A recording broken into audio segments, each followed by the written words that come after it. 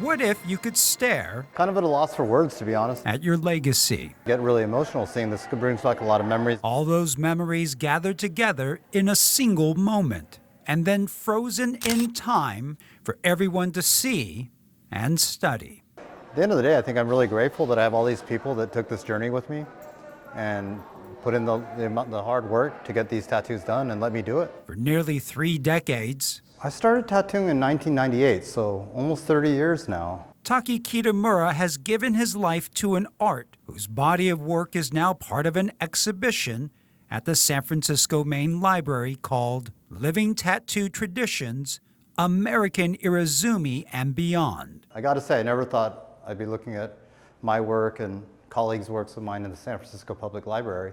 You know, we've always seen it as art, and not necessarily that we needed the validation, but it's really nice to see that I think that outside the larger society as a whole is really appreciating tattoo art. And I think this exhibition in particular appreciates the cultural significance that not just art, but also culture is something that carries culture, passes stories down, and celebrates.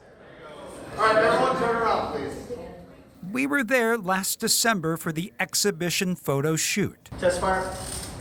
as dozens of his clients gathered in San Jose to model the work of Kitamura's Japanese woodblock style of tattooing, a style that still carries a stigma in Japan. Yeah, the Japanese tattoo really isn't accepted in Japan. It's getting better over time, but I think they've had a very troublesome history. Tattoos were used by the government to mark criminals, so right away there's a stigma. And as much as we love the Yakuza cinema, you know, I think like Yakuza movies really played up that everyone tattooed was part of a criminal organization. But that said, I mean, you know, we have ex-deputy director of the U.S. Marshals. There are 3 or 4 active law enforcement in there, a handful of retired law enforcement as well. I think especially with Japanese tattooing, a lot of people that identify with the warrior ethos, the samurai ethos of gaman, of persevering.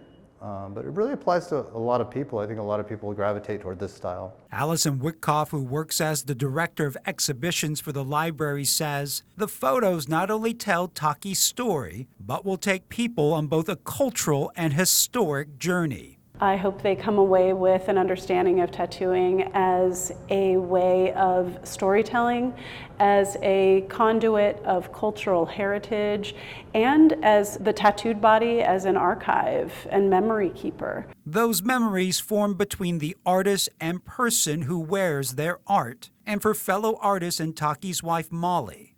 She says they wanted to show that tattooing is truly a partnership. The client is everything. It's their body, it's their choice, and they're wearing the tattoo for their lifetime. We're not putting us on an elevated level over the client. Rather, the two of us together can create something very special, and in this case, hopefully carry on culture and celebrate it. A celebration of art through needle and ink, images now on display, shining a light on a true body of work.